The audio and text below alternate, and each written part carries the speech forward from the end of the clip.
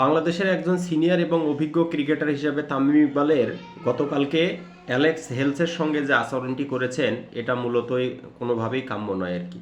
এবং Alex Hales তিনি যখন দেশে ফিরে যান গতকালকে, তখন তিনি কিন্তু প্রেস ব্রিফিং করেছেন এবং তিনি এই বিষয়টি উল্লেখ করেছেন যে তামিম ইকবাল তাকে ব্যক্তিগতভাবে তাকে কি করেছেন, আক্রমণ করেছেন আর কি, এরকম একটা বিষয় কিন্তু বলেছেন।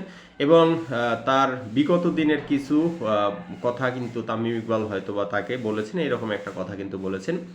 তো ঘটনাটি ঘটেছিল গতকালকে যখন ফরচুন বরিশাল এবং রংপুর রাইডার্সের মধ্যে যখন খেলাটি চলমান, যখন শেষের দিকে খুবই উত্তেজনামূলক মানে পর্যায়ে এসে গিয়েছেন।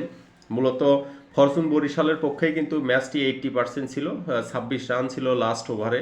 তো নুরুল হাসান সোহান কিন্তু 26 রানই কাইলে মার্সের ওভারে কিন্তু 26 রান নিয়ে কিন্তু রংপুর রাইডার্সকে কিন্তু জয় নিয়ে এসে দেন।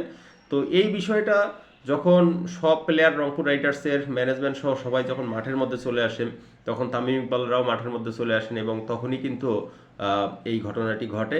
নুরুল হাসান সোহান এবং দেখা যাচ্ছে যে রংপুরের টিম ম্যানেজমেন্টের একজন লোক তামিম ইকবালকে মানে থামানোই যাচ্ছে না, এরকম একটা অবস্থা।